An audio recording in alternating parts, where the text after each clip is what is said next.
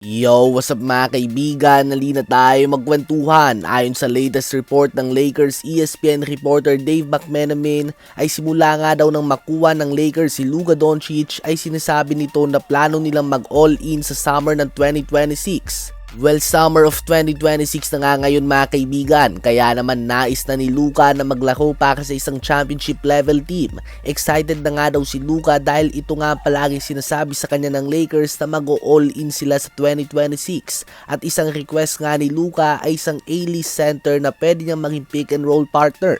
At ayon sa report ni Dave McMenamin ay kinakausap na nga ng Lakers si Jalen Duren ng Detroit Pistons. Oo, nagkalat ito ngayong playoffs, subalit hindi natin may tatanggi na bagay ang kanyang style of play para kay Luka Doncic. Isang center na talaga namang maaasahan mong tapusin ang mga alley-oop pass mula sa Slovenian superstar.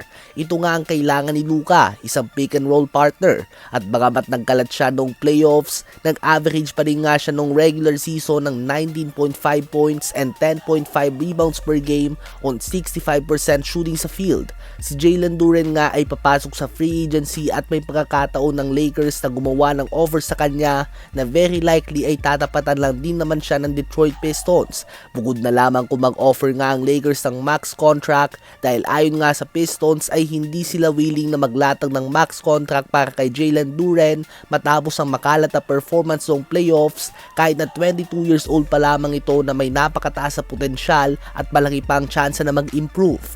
Kung sakali nga ay pwede pa siyang maging long-term center ng Lakers, considering na mukhang hindi naman magtatagal si DeAndre Ayton dito na nais pang magpataas ng sahod. Ano ba masasabi nyo tungkol dito?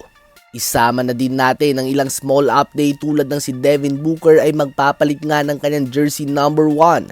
Next season nga ay maglalaro na siya gamit ang jersey number 15, ang same number na gamit niya sa Team USA kung saan nagwagi na siya ng 2 gintong medalya sa Olympics. Ito din nga ang jersey number na gamit ng kanyang tatay noong naglalaro ito sa NBA ng konting taon at sa iba't ibang liga sa Europa at Asia.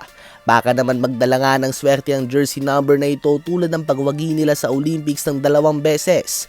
Isa pang small update ay may interest nga ang Miami Heat kay Trae Young matapos ito i-decline ng kanyang 48.9 million player option sa Washington Wizards. Ngayon nga si Trae Young ay papasok sa free agency at umaasa na makakatanggap ng max contract offer o at least sahod na mas mataas sa 48.9 million ng kanyang dinecline.